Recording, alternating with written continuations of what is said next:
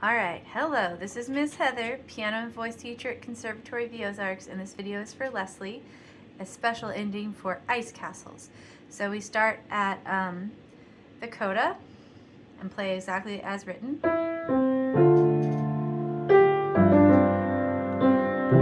Jump right hand up an octave higher, play it again.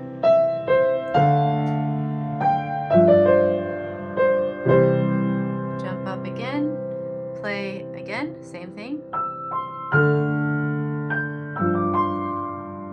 And this time we play high C up here, and we play only C with the left hand like this, and then C, E, G, C, E, G, same thing with left hand.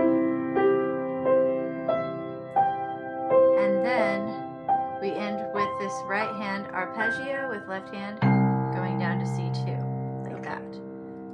So I'll play it one more time without talking.